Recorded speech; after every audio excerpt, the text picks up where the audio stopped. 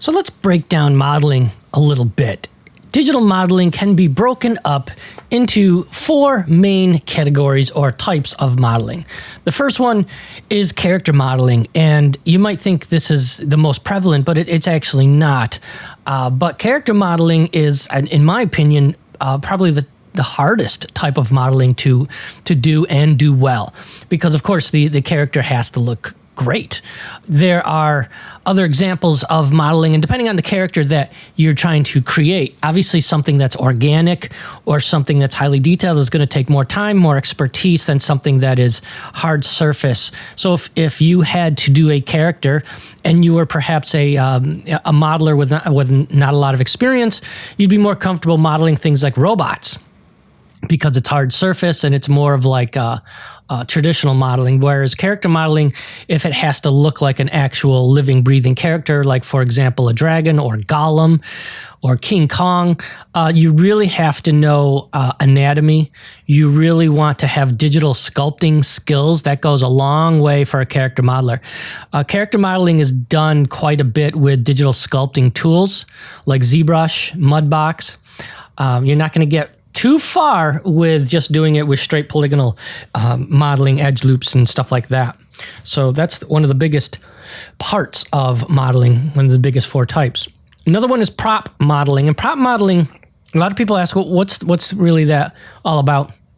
Props, when it comes to movies, there's a big difference between a prop and set dressing in an environment. If you were sitting on set and you were perhaps in a Victorian study, there are props and there are set dressing. Set dressing is anything that is not directly interacted with.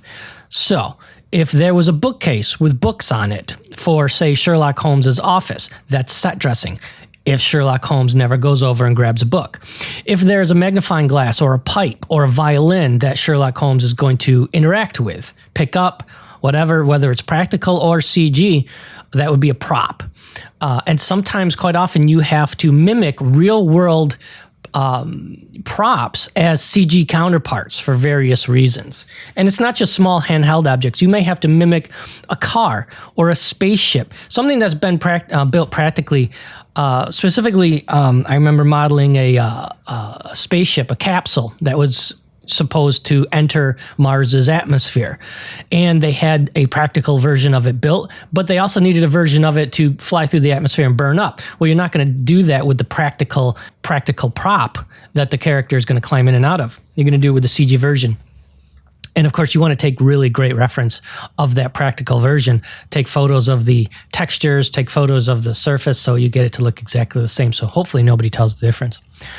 Hard surface and mechanical modeling. This goes along a bit with prop when we talked about robots or a capsule or a Tron light cycle. This would fall into that category.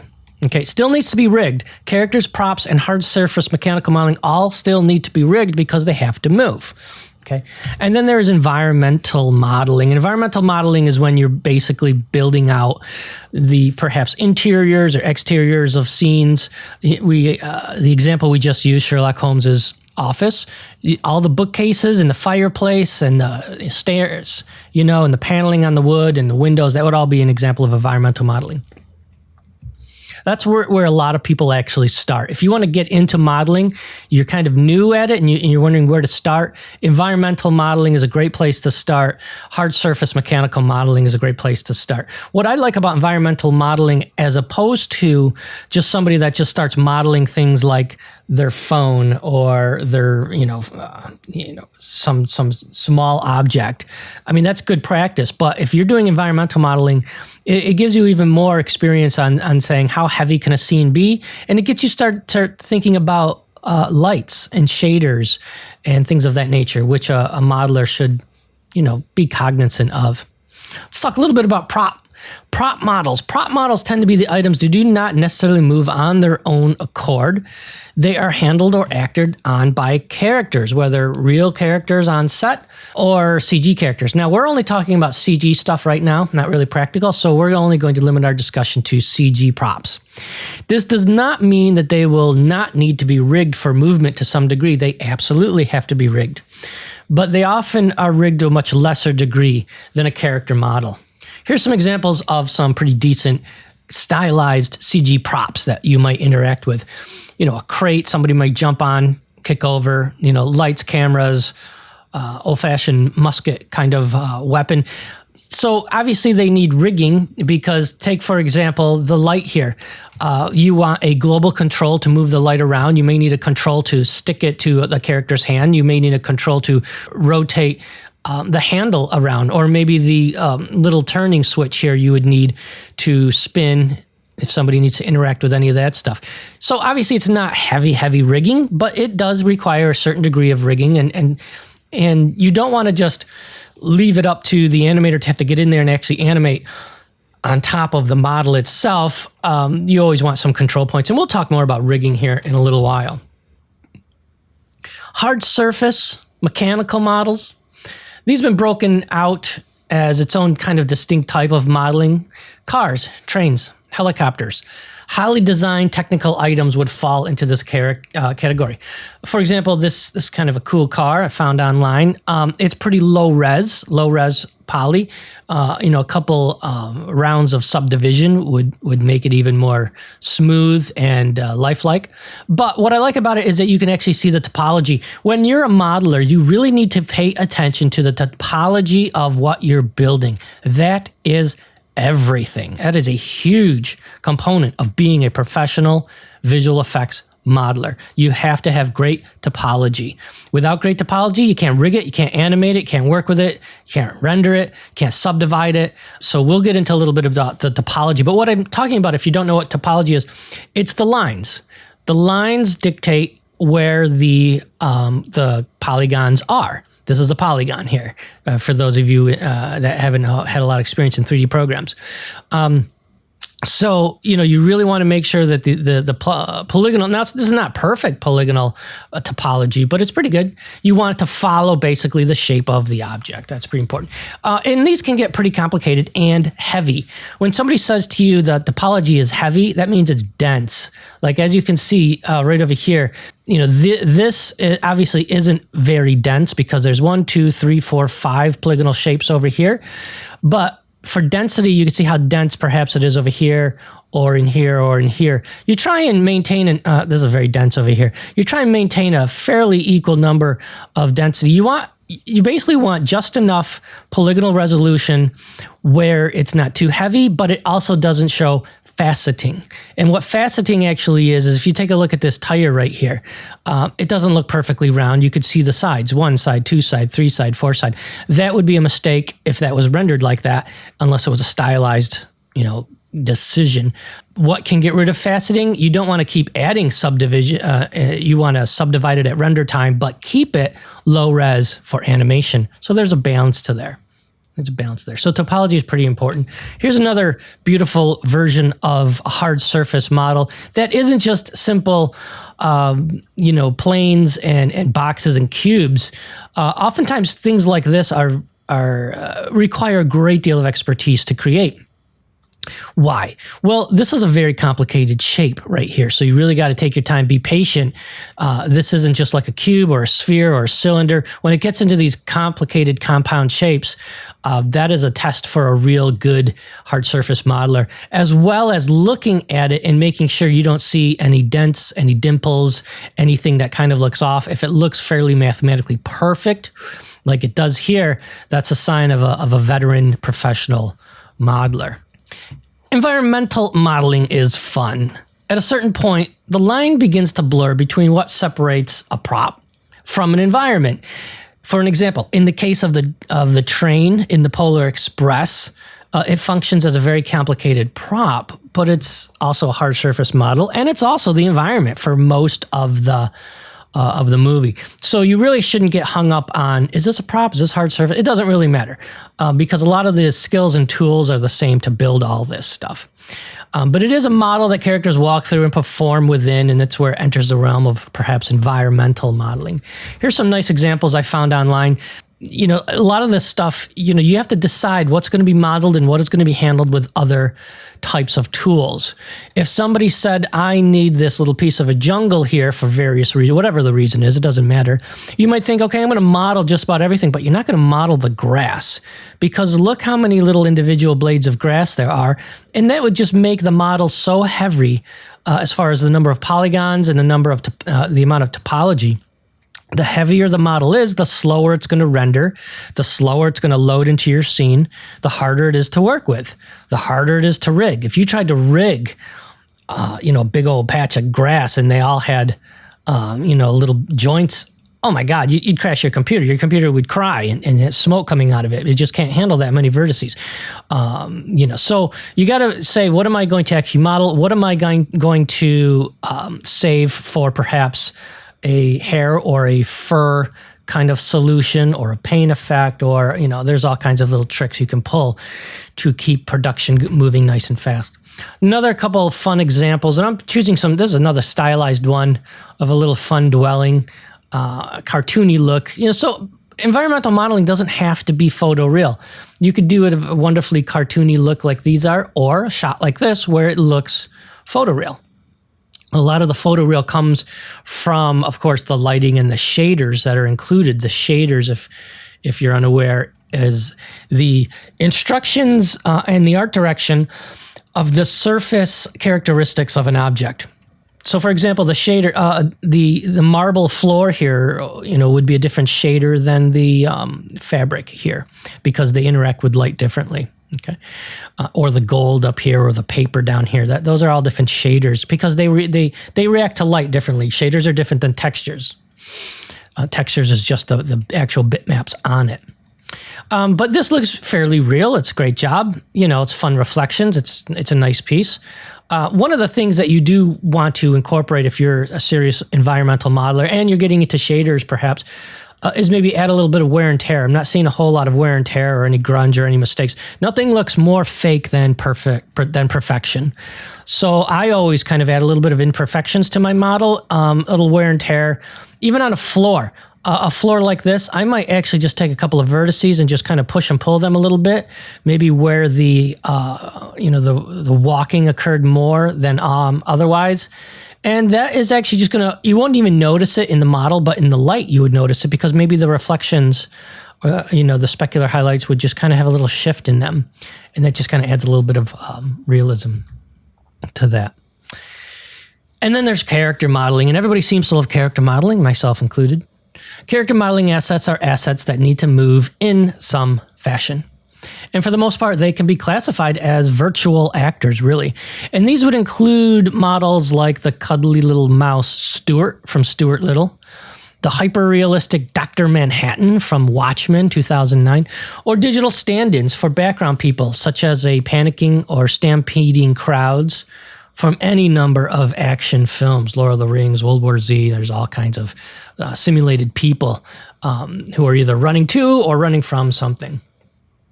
One of the most famous CG characters is this guy, big green angry man. And character modeling really calls on the true sculptural talent of the model. You got to be a great sculptor. You really got to know anatomy. In recent years, software that more and more resembling a sculpting experience has evolved. Like I mentioned earlier, ZBrush and Mudbox. And this type of software also includes things like Freeform 3D, 3D Coat, and stuff like that. So a lot of these digital characters would actually start out as a sculpt. Now, it's funny because, even when on animated films, when they were hand-drawing animated films, the characters would start out as a sculpt as well, actually in clay. They call those maquettes. And so take, for example, Beauty and the Beast. Hand-drawn, right? There's the Beast, there's Gaston, there's Belle. Those characters would actually be sculpted in clay So you can work out in 3D, in three-dimensionally, how the character looks from all directions, and you're not just assuming that something is going to work without putting it in 3D, just with drawings alone. And so these maquettes are worth a lot of money. They're wonderful. The people love to see them inside and outside the studio. So it's kind of funny that we've gone full circle there, and now the maquettes actually are turned into the actual characters. That's not to say that if you sculpt something, it's done and you just bring it into the production, you start animating it. You may sculpt this ape here for Planet of the Apes. However, digital sculpting technology, you still have to what we call retopologize it. That's not re-apologize, it's retopologize. And that ensures that the topology is accurate and it's going to work wonderfully. A lot of digital sculpting programs don't care a whole lot about topology as far as rigging and animation. So you have to go and fix that, often the case. And then you would also export things like high-resolution displacement maps. All these little cracks and wrinkles and stuff like that, you don't actually model in. You let the shader's displacement engine take care of that. Otherwise, the topology of the ape would just be far too heavy to work with, too heavy to rig. Here's another guy from Prometheus, one of the original engineers. Looks pretty photoreal. A lot of subsurface scattering on this guy. But again, this would all be rigged, the nose and stuff like that later on. And all these wonderful little details in the hands would be handled with displacement maps and stuff like that. And it's not just humans, it's characters too. Here's a nice looking wolf, with, of course, some degree of fur technology put on him. Obviously, the fur is not modeled. The underlying skin, bone, muscles, that's all modeled in there, rigged in there. And the fur is handled by a fur engine. Scary looking dude. Cyclops from something, I'm not sure of the movie. But again, you can get real detailed, and the digital sculptor is also going to go in there and sculpt in all these little pores and all these little wrinkles and all these little wonderful imperfections in the skin. And then a groomer would come and put the hair on, and you're actually modeling up all the teeth and everything like that, and it looks great. Especially in full motion. Another couple of one more quick example. This is from John Carter of Mars. Yeah, that's what it is. And so with digital sculpting, you can have just crazy, fantastical, wonderful creatures. The sky's the limit for what these characters can look like, as seen in such crazy movies like A Quiet Place and Stranger Things. The villains and the creatures can look like anything, right? But how did we actually get here? Because these are some recent examples of some wonderful models. Let's take a look at the brief history of CG characters. Avatar, the highest grossing movie of all time, packed to the brim with spectacular effects and true-to-life CG characters. How did we get here?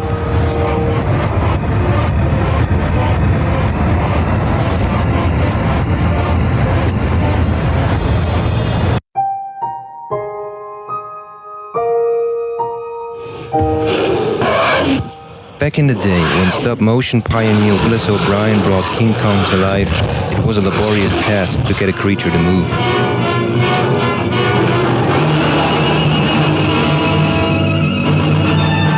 The fully articulated puppets had to be moved in small increments and photographed for every single frame of film.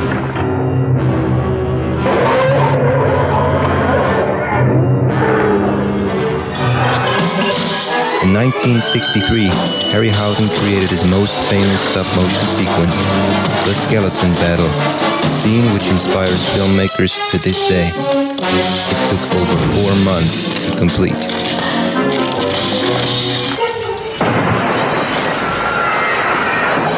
Over 20 years later, the artists at Industrial Light and Magic, or ILM, would bring the first photoreal computer-generated character to the screen. The Stained Glass Knight.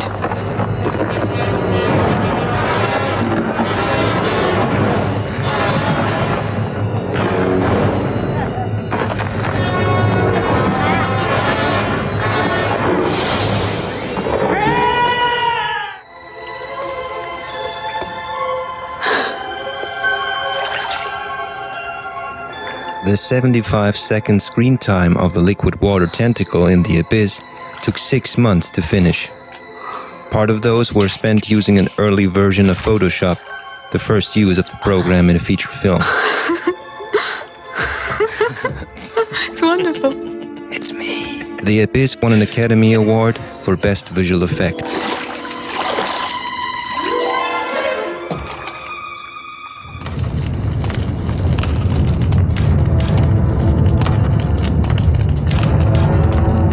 Two years later, Kammer and ILM recycled and improved upon the water effects and used them for the liquid metal cyborg in Terminator 2. The visual effects were again honored by the Academy.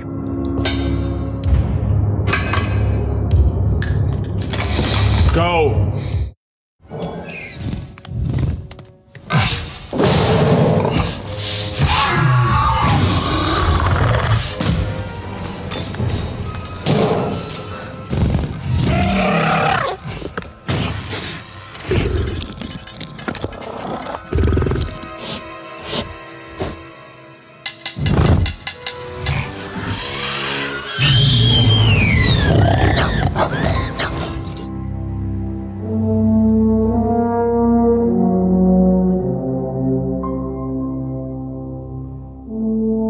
In 1993, Steven Spielberg's Jurassic Park revolutionized computer graphics. It brought to the screen photoreal dinosaurs, complete with skeleton, textured skin, and detailed muscles. Spielberg had originally intended to use stop-motion, or rather, go-motion dinosaurs, yet abandoned the idea when Industrial Light and Magic proved that they were up to the task.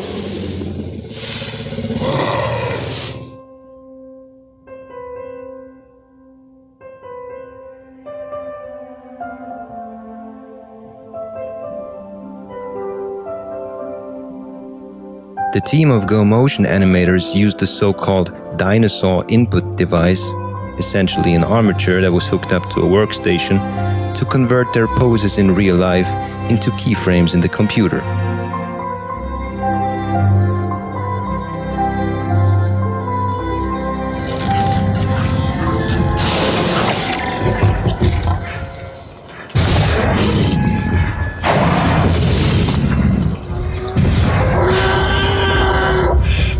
Being right all the time.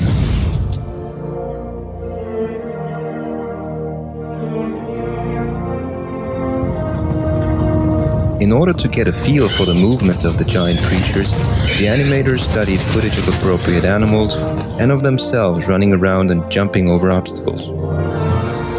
From that, they devised the various walk cycles and were now able to have them believably interact with the environment.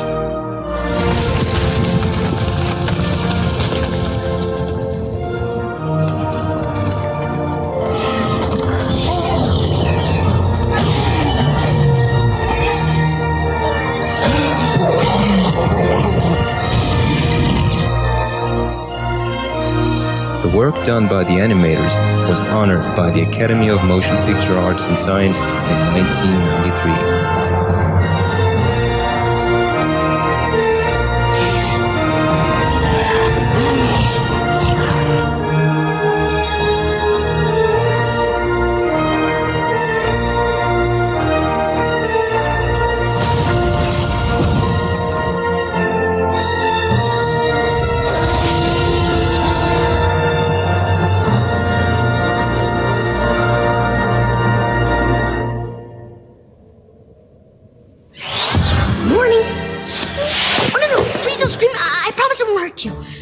In 1995, ILM created the first computer-animated title character in a film, Casper. I'm gonna let you go now, okay? You're so cold. Yeah, but it saves in the heating, though. All right, that's enough. Look, we're all very impressed with Andy's new toy. Toy? T-O-Y. Toy. The first feature-length film made entirely by computer animation, and the first in a long history of box office hits for Pixar. Getting kind of tense, aren't you? Oh, Mr. Lightyear, now I'm curious. What does a space ranger actually do? He's not a space ranger. He doesn't fight evil or shoot lasers or fly. Excuse me. So be it. 15 months of post-production were necessary to complete the effects for Dragonheart. The face of Draco the Dragon was modeled after Sean Connery, who also voiced the character. Thank you, Bowen. You saved my again! What's this? A local. Let's get that. For the return of Star Wars, George Lucas envisioned an epic computer-generated fairy tale. For the artists at Industrial Light and Magic, however, it must have been more like a nightmare. They had to finish over 2,000 visual effects, including 60 digital characters, and, unfortunately, a CG humanoid named Jar Jar Binks, a widely derided aspect of the film.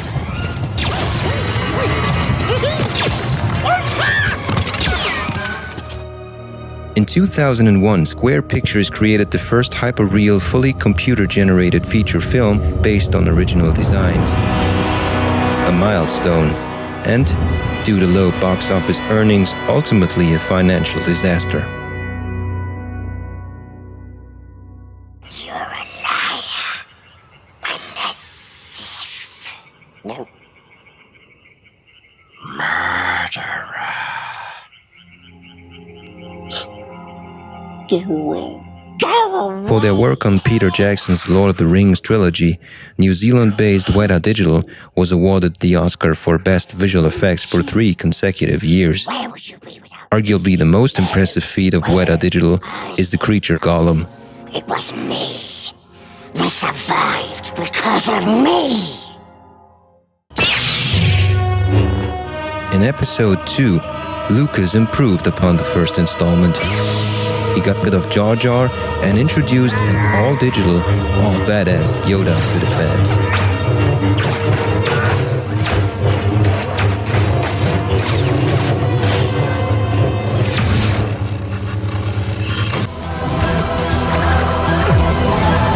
In the sequel to The Matrix, the artists at Escape used a process called universal capture, which in essence produced a 3D recording of the real actor's performance, which could then be played back from different angles and under different lighting conditions.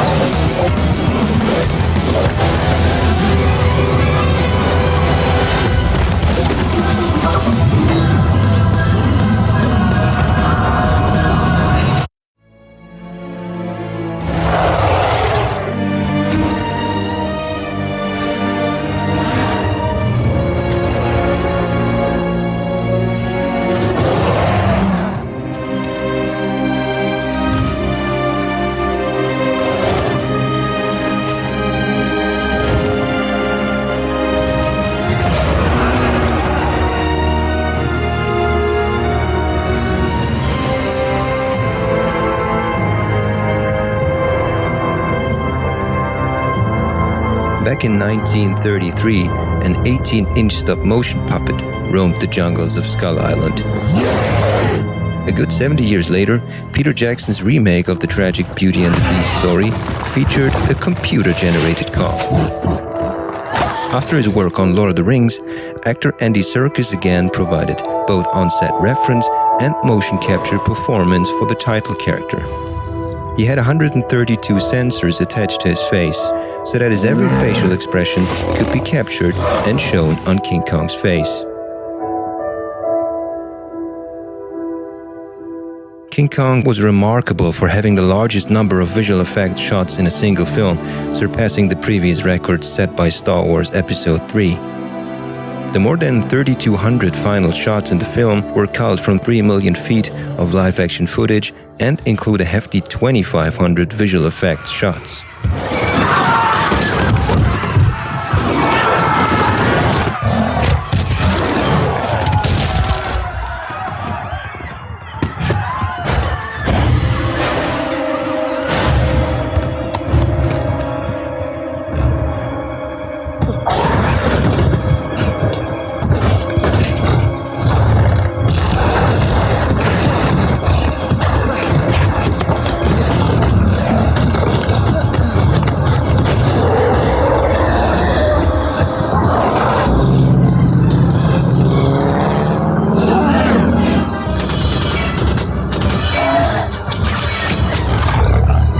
King Kong grossed an impressive $550 million worldwide and was awarded the Oscar for Best Visual Effects in 2005.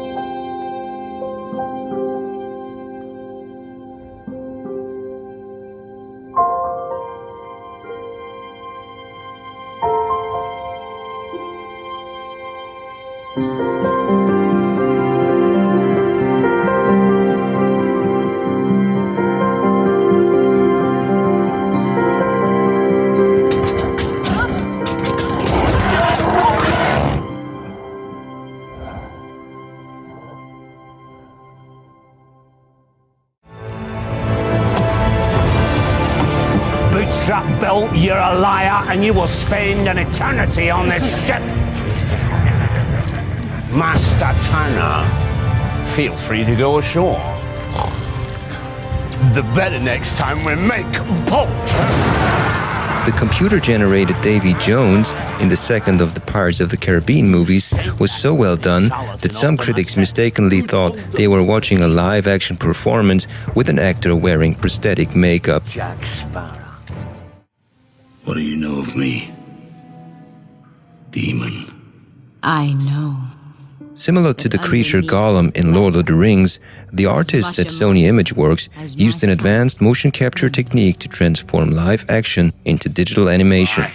It included, among others, lifelike performances by Angelina Jolie and Anthony Hopkins. What if I told you that I wasn't getting older, but I was getting younger than everybody else?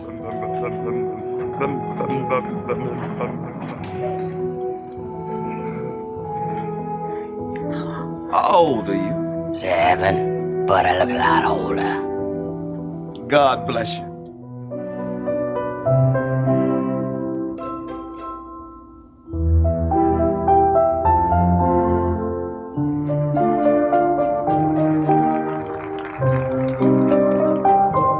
The Curious Case of Benjamin Button is the story of a man who ages backwards.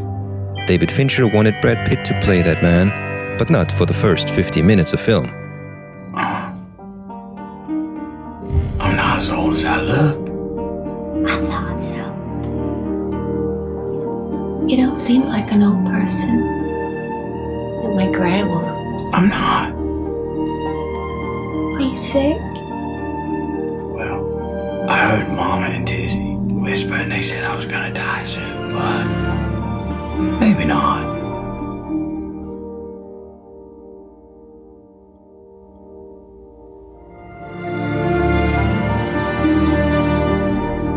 The face of Brad Pitt was scanned and digitally aged.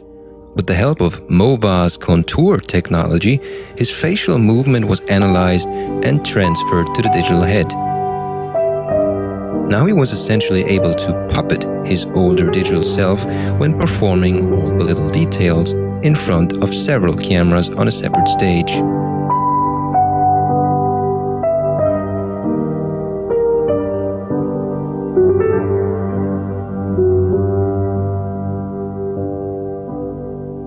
The Curious Case of Benjamin Button won the Oscar for Best Visual Effects. There were many changes. Some you could see, some you couldn't. Hair had started growing in all sorts of places, along with other things. I felt pretty good, considering.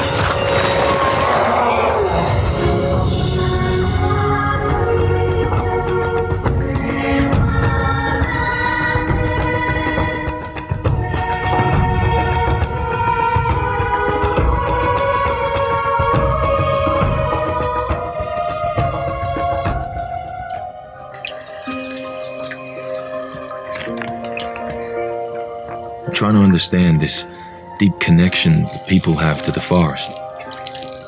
She talks about a network of energy that flows through all living things.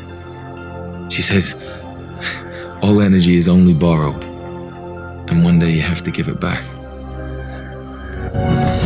Avatar is not only a film of unparalleled success, but also one of extraordinary craftsmanship.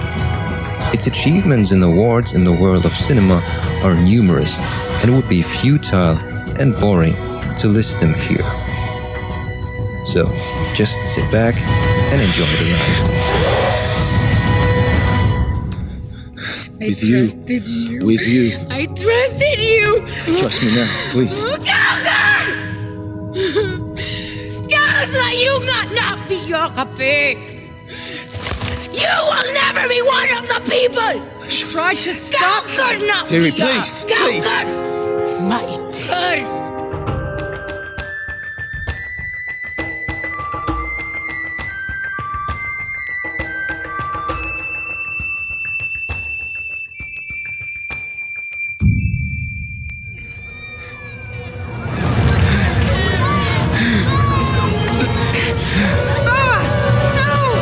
If you are one of us, help us.